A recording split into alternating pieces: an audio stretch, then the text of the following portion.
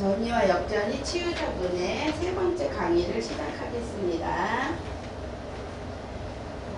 요즘 그 왕사남이 되게 대세잖아요. 그 왕사남의 단종에 대한 박해 받았던 단종에 대해서 많은 사람들이 그리워하고 애도하고 또한 그 분의 마음을 여기 느끼고 이러한 일들이 일어나고 있는 거에 대해서 조금 되게 그러한 시대가 왔나? 이제 그러한 것에 대해서 의미를 담는 시간이 되었나? 라는 의미에서 되게 중요하다라는 생각을 저는 요즘 하고 있어요. 근데 오늘 우리가 다뤄야 되는 주제가 박해예요. 박해불안. 그런데 그 박해불안에 대해서 누구를 통해서 그 박해불안을 하나님이 어떻게 해결해 가시는가를 보려면 이제 사도 바울과 디모데를 통해 좀 돌아보려고 해요.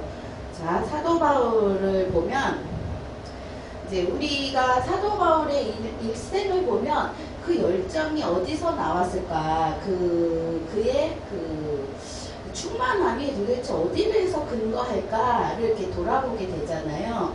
그래서 그의 어린 시절의 성장 배경을 보면 사도 바울은 다소라고 하는 마을에서 태어났고 그의 부모는 디아스포라 가정이었다. 디아스포라라고 하는 건 박해를 받아서 흩어진 가정 안에서 바울이라는 사람이 이제 살아낸 거죠. 그 박해를 받았던 부모님이 가지고 있던 이 불안과 또 멸절될 것 같은 이 공포 속에서 바울을 향해서 그 부모는 바울이 다시는 그러한 일에 노출되지 않도록 되게 많은 것들을 제공하려고 해요. 로마 시민권도 갖게 하고 예루살렘의 신학교육을 위해 유학까지 시키는 놀라운 열정을 가져요. 그런데 이러한 일들이 진행되는 동안에 그 분들이 바울을 대하는 태도에 있어서 바울을 또 박해하고 있지는 않았을까를 우리는 좀 고민해 봐야 되는 지점들이 있다라는 거죠.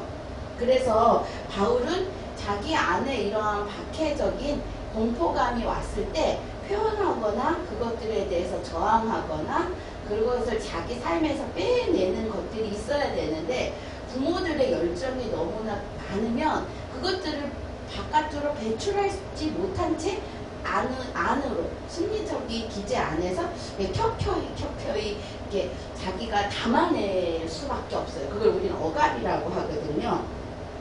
그래서 의외로도 하나님에 대해서 외부적인 게 너무나 박해적이니까 자기 내부 안에 그 쌓여 있는 박해가 이렇게 충동 조절이 되지 않아서 조금 더 신학적으로 또 율법적으로 더 이렇게 몰입하게 되는 원인이 될 수도 있다라고 하는 거죠.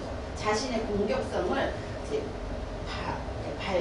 분출되어지는 것들을 막기 위해 그러한 일들을 했었을 가능성이 있다라고 볼 수 있죠. 자, 그러면 디모데의 성장 배경에 보면 자, 디모데는 바울과 완전히 다른 삶을 살아요. 디모데는 외조모 로이스와 어머니 유니게를 통해서 이렇게 믿음의 가정 안에서 자라나죠. 그런데 믿음의 가정 안에 외조모와 본인의 어머님은 있었지만 안정적인 신앙 양육은 있었지만 부성의 결여가 있어요. 이럴 때 이제 어떤 게 있냐면 두렵거나 무섭거나 하는 공포감을 누군가가 컨테인해주지 못하는 어려움들이 있을 수 있어요. 그래서 자기의 성격은 온유하고 배려심이 많지만 이 공격성이 외부로 나가는 것이 아니라 자기 내부 안에 이렇게 만들어지지 않은 채 이렇게 있을 확률이 높다라고 하는 거죠. 그래서 보호 대상이 없으면 되게 불안한 그런 일들을 가질 수 있다. 이 두 사람은 그러니까 좀 극과 극의 유년기를 좀 가졌다라고 볼 수 있죠.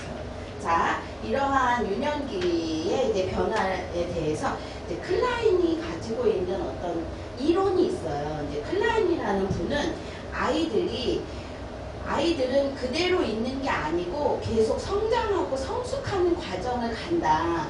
그런데 성장하고 성숙하는 과정에 어떠한 자리라고 표현을 했어요. 어느 순간 이렇게 단계별로 성장을 하는데 자, 편집 분열의 자리로 해서 우울의 자리로 이동을 해야 되는데 많은 경우 편집 분열의 자리에 머무르게 되는 경우가 많다. 그러니까 우리가 성숙해지고 성장하면 우울의 자리에 머물러야 되는데 그 자리에 머무르지 못하고 편집분열의 자리에 있다라고 하면 그 자리가 무엇을 말하냐면 우리 아기는 태어나면서부터 박해받았다, 박해받고 있다라는 감정을 가진다는 거예요. 자, 세상에 엄마의 그 따뜻한 뱃속에서 그 온도차가 있는 이 세상으로 탁 나오는 그 순간 아기들은 커다란 울음을 울면서 자기의 그 공포감과 박해받았다는 감정을 이렇게 표출하잖아요. 그런데 그 표출하고 있는 그 감정을 이렇게 부모나 누군가가 이렇게 담아내주지 못하면, 강보에 싸서 따뜻하게 담아내주지 못하면 아이들은 생각한다는 거예요. 아기는 내가 박해받을 만한 존재라서 이 상황에 계속 노출시키는가 라고 생각한다라는 거예요.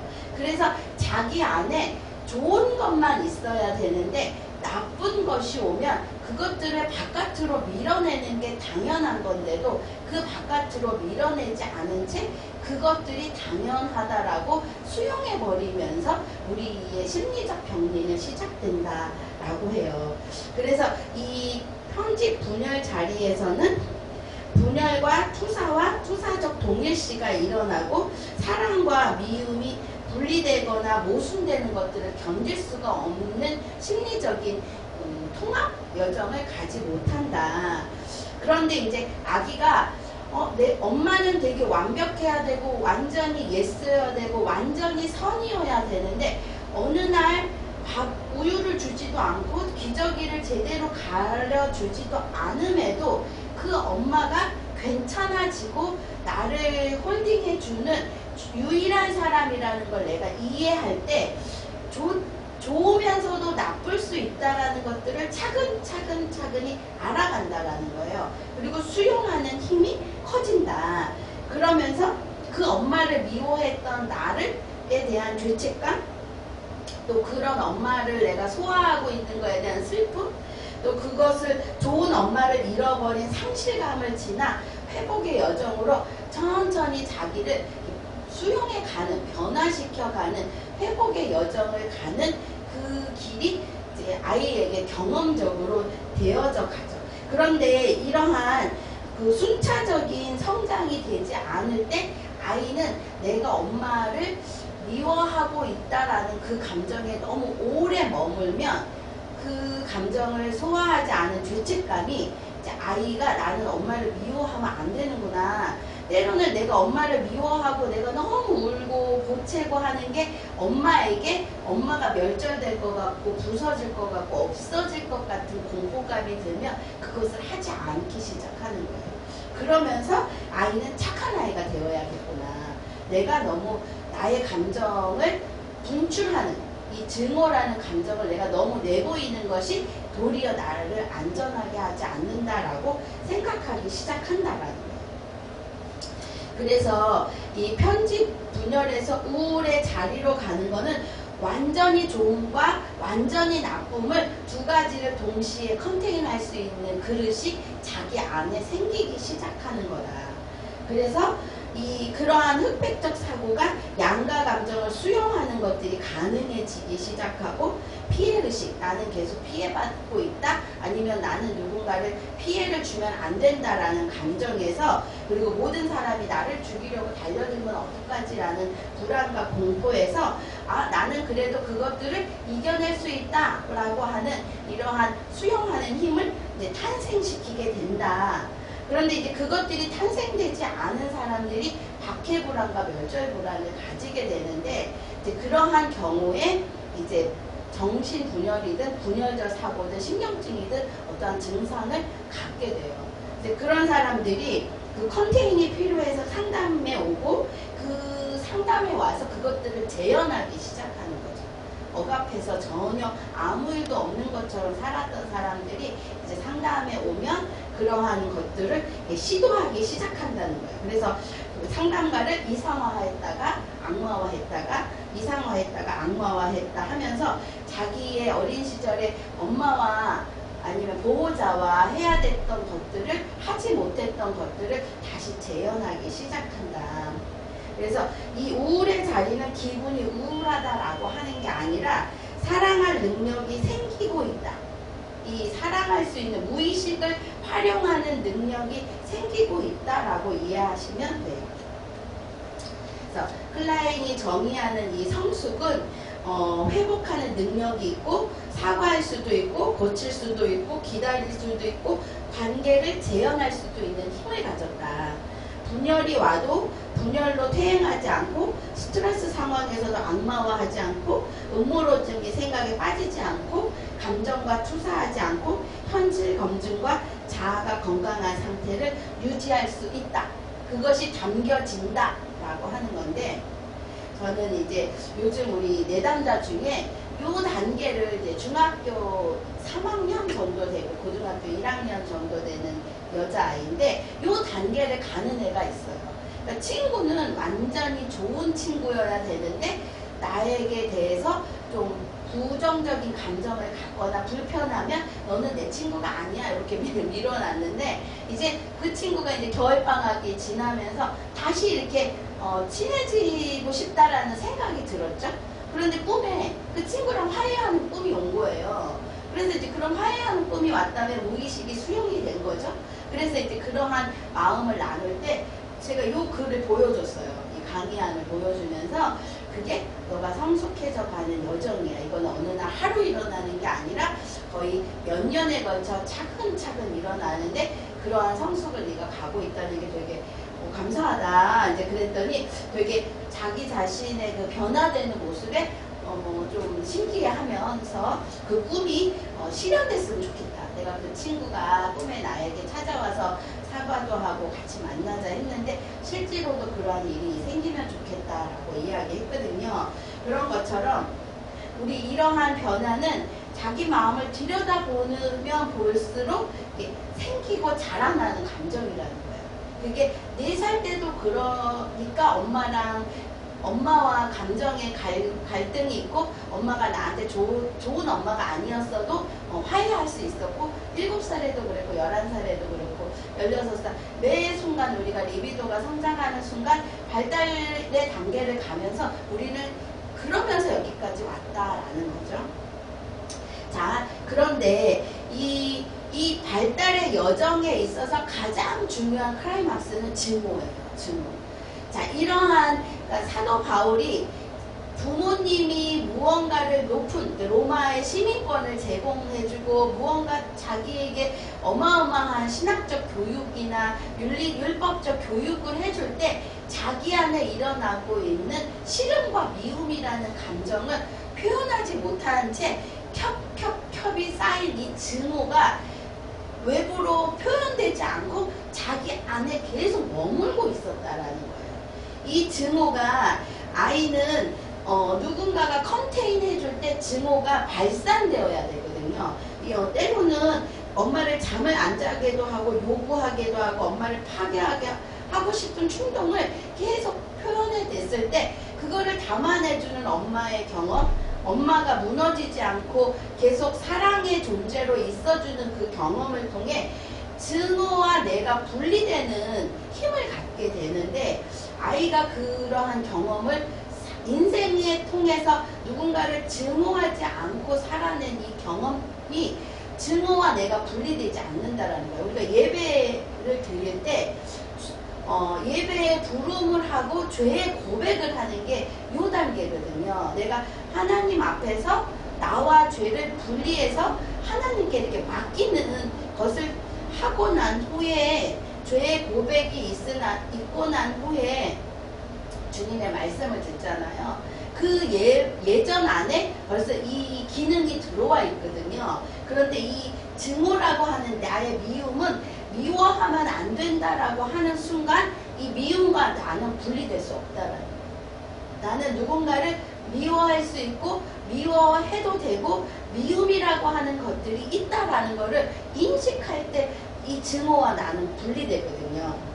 자, 그런데 이 증오가 이제 분리되지 않았던 것들이 이제 상담실에서 상담가를 미워함으로 이러한 분리라는 작업을 하는데 이건 되게 오래 걸리고 되게 많은 에너지가 소모되는 요정이기도 해요.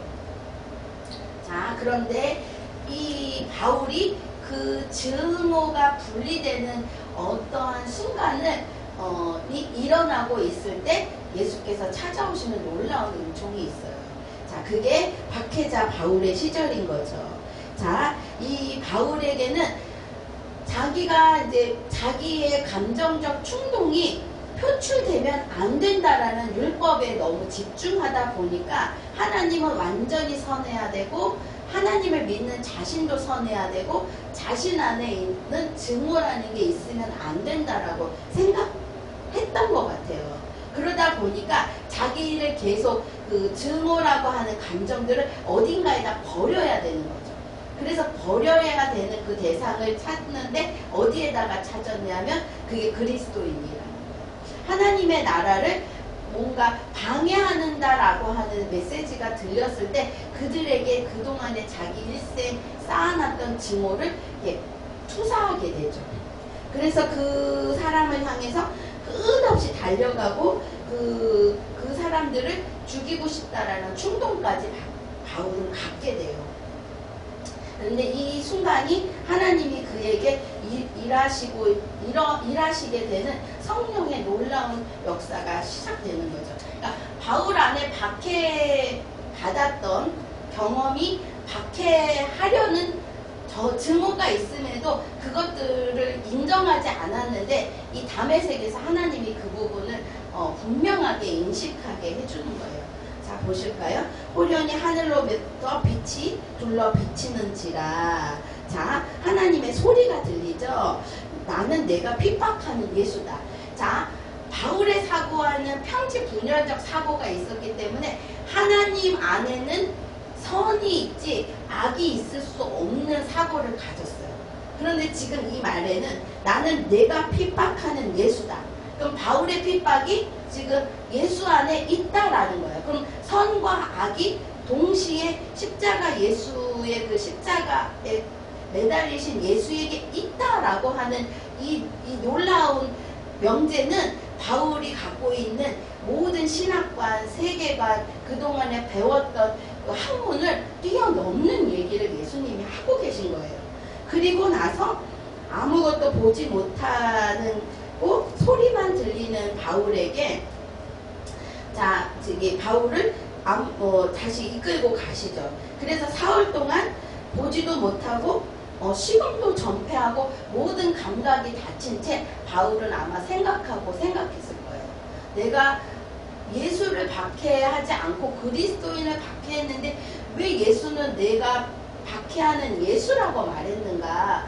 박해는 나에게 있었는데 왜 그것이 예수에게 있다라고 예수님은 말을 하고 있는가라고 하는 고민을 하게 되겠죠. 그러면서 십자가에서 왜 통합된다라는 거 뭐냐면 완전한 선하신 하나님이 완전한 악인 죄가 그분에게 함께 공존한다라는 것 자체가 엄청난 그러한 의식의 변화고 사고의 변화가 일어났다라는 거죠. 그래서 바울이 가지고 있는 분열적 구조를 하나님이 무너뜨리셨죠. 박해하는 내가 바로 하나님이다.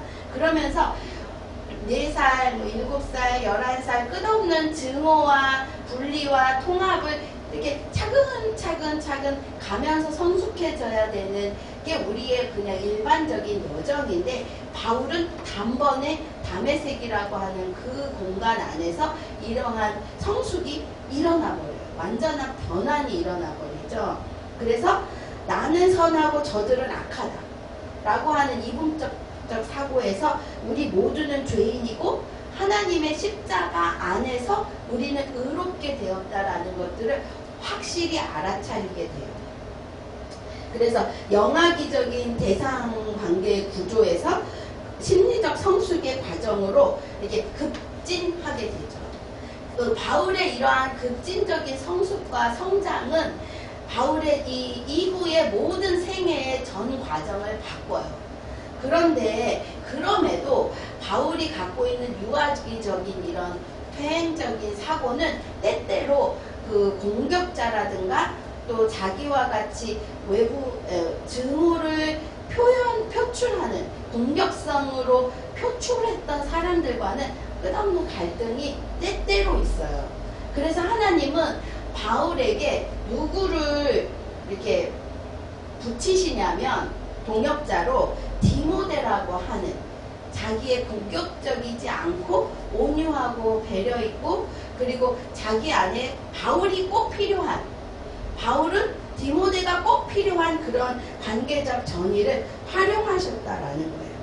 그래서 바울과 디모데는 서로에게 보호의 대상이고 이상적 자기 대상의 역할을 하는 대상으로 관계를 이용하셨다, 사용하셨다, 용기의 모델이 되어주셨다 라고 할 수 있죠.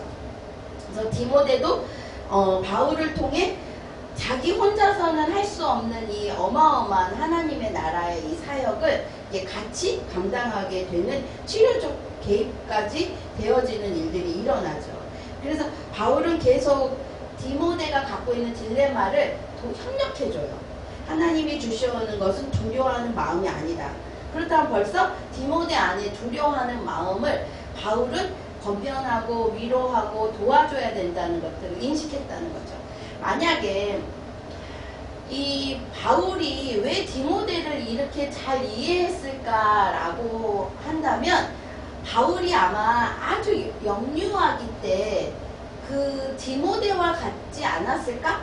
라는 생각도 들어요. 그래서 불안하고 두렵고 용기 없기 때문에 끝없이 율법이나 무언가로 자기 자신을 이렇게 강하고 거대하게 이렇게 만들려고 했던 것들을 바울은 알겠죠. 왜 어떻게 해야 되는지. 그런데 자기가 변화하려고 했던 율법으로 디모데를 건면하지 않아요. 뭐로 건면하냐면 마음으로 건면하기 시작한다라는 거예요. 그래서 바울은 다시 하나님의 은사가 다시 불일듯하게 하기 위하여 너로 생각하게 한다. 그리고 디모데 후서의 1장 7절에 보면 두려워하는 마음이 아니라 오직 능력과 사랑과 근신하는 마음이다. 자기가 두려운 자기를 보호하기 위해 했던 그러한 유대의 교육의 강화를 자기가 사용하는 게 아니라 하나님의 능력이 자기 자신을 용감하게 했고 강건하게 했기 때문에 바울이 디모데를 대하는 태도는 자기 자신이 해결하려던 방법과는 완전히 다른 것들을 선택하게 된다라는 거죠. 그것이 바울이 성령의 충만함을 받았다라는 증거가 되는 거죠. 그래서 바울의 변화된 관계 방식과 디모데는 끝없이 성장할 수 있게 되어서 바울은 디모데가 어떠한 말로 돈독하게 세워지는지를 알아요. 믿음 안에서 참아들이 된 디모데, 내 마음 같은 자, 너의 눈물을 기억한다. 그래서 그 눈물이라고 하는 이 정서적인 디모데의 어떤 삶의 태도에 대해서 건면하고 수용하고 컨테인해주기 시작하는 바울을 볼 수 있죠. 그래서 서로에게 지배적인 초자를 강화시키는 관계가 아니라 안전기지가 되어주는 관계, 컨테인이 되어주고 담아주는 관계로 이 디모데와 바울은 하나님의 나라를 위해 동역을 하게 돼요. 그래서 무서운 아버지, 두려운 아버지, 더 강해져야 된다라고 하는 양육이 아니라 강해지지 않고 연약함에도 하나님이 너를 들어 사용하시는 너는 하나님의 참 아들이라고 하는 새로운 양육 방식, 성령의 충만한 양육 방식을 디모데에게 허락하죠.